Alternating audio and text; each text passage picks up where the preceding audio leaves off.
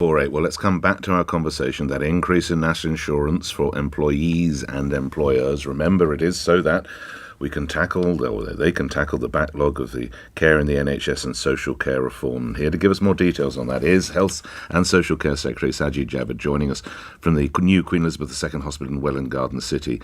You won't be surprised to hear, Secretary of State, that I've taken calls from people who are having to make extraordinary economies, such things as giving up going out for meals, giving up holidays. One young mum saying she'll actually go without a meal a day to ensure she can feed her own children. Explain to my listeners why they need to make this sacrifice, if you would. Good morning.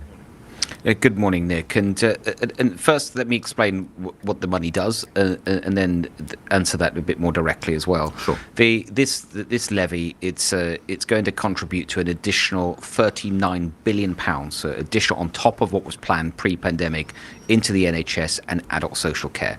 Why do we need that? Is because I think we can all see that the impact of the pandemic has been huge in terms of the pressures on the NHS and social care, and that impact sadly is going to continue for many years as the NHS catches up and as does social care. This funding in the NHS, it will mean it can operate at some 130% of normal sort of pre-pandemic activity levels. It will pay for some 9 million more scans, tests and procedures. It will be the biggest catch-up fund in the history of the NHS. For adult social care, it means that for the first time a government has actually grabbed hold of the real serious problems, put it on a sustainable funding path, meaning that more people will get support with their care costs should they need adult social care, and everyone will be protected from the catastrophic costs of care. Now, in terms of that's what the funding does. Clearly, that money has to come from somewhere. If we all want an NHS, for instance, that's free at the point of use, it's there for all of us when we need it, it's got to be funded by general taxation, and that's what this is about. Now, if we didn't fund it ourselves, if this generation didn't fund it, the only other way to do this would have been to borrow the money, and that would not only have been economically dangerous in terms of the risk to the public finances. We've already taken on £400 billion of extra debt because of the pandemic. I think also it would be morally wrong to ask our children to pay for our healthcare and social care. But back to the point you made, Secretary of State, we didn't have the money when COVID struck, and quite rightly, you and your colleagues went in and took on enormous amounts of debt because, honestly, I don't think we had a choice, 400 billion.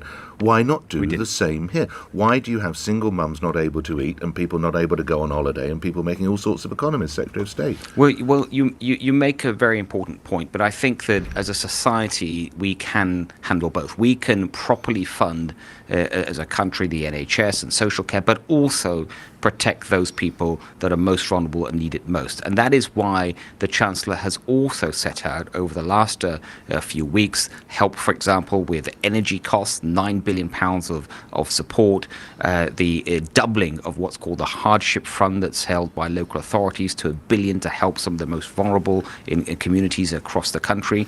And then also, the best way for people to get out of poverty, to stay out of poverty, is, of course, having a vibrant economy that's creating jobs. We have an economy today that has one of the lowest levels of unemployment that we've seen in decades, the lowest level, for example, of youth unemployment we've seen in 20 years or so, and also for some of the lowest paid. There's more support with the record increase in the national living wage, meaning someone working full-time at that wage is £1,000 better off a year, and the cut in taxes, So you talk about the levy, which for some people is an increase. By the way, over half the levy is being paid for by the 15% of richest, highest earners in this country. So it's done in a fair way. But the cut in national insurance contributions means that 70% of workers, 70%, are better off even after accounting for the levy. When will we see the impact of this fund as regards the backlog? Are you able to say to me, Nick, you and I can talk in 6 months' time, 9 months' time, 12 months' time, and we will have cut that waiting list by 10%, 15%, 20%? Sajid Javid. What I'm able to say is that because of this funding and the reforms, because it can't just be about money, we need to make sure the NHS is more efficient, does more for every pound that it gets. But I can say that in 6 months' time, a year's time, that the NHS will, in terms of activity, it would have increased dramatically. It will be seeing a lot more But people. what's a dramatic? What I can't tell Come on, you. Mr. Javid. Well, What's so dramatic? I can tell you what the dramatic. Oh yeah, I can tell you that because the NHS plan is to get activity levels to 130% of pre-pandemic. Is to pay for millions of more diagnostic tests and scans and procedures, and doing it in new ways. It can't be business as usual. So the new community diagnostic centres. I went to see one last week in London, where they've opened up a new community diagnostic centre in one hospital where it's open 7 days a week. And it's seeing people for scans, MRI scans, CT scans in a way that was not being done before. We've got new surgical hubs for major operations like cataracts and seeing people in and out at half the time that it took before. That's how the NHS is going to crack through this COVID backlog. Lastly, on the NHS, respond to this text, if you would, from Anthony in Kent. Can you ask Sajid Javid what happened to the £350 million a week that we'd benefit for the NHS from Brexit? Is that money factored in as well, Secretary of State? That the extra funding that was promised to the NHS before the pandemic hit, to remind your listeners, that was an additional £34 billion a year by 2024. That's all there. That's still happening. That's going on. The NHS is getting that funding. What we're talking about today is an additional £39 billion over the next 3 years, with every penny from the new levy going towards that, and that's to deal with the challenges of the pandemic. And that's on top of the $350 million we get from leaving the EU. That's right. That's right. All right, let's move to other matters. The Prime Minister talking very tough about events in Ukraine, and President Zelensky questioning the impact. Questioning the impact of the United Nations. Do you share his disappointment that the UN could be doing more, Sajid Javid? Yes, I do. Look, the UN is a huge. It's an important organisation, of course, hugely important, but it's a large organisation with over 180 odd members.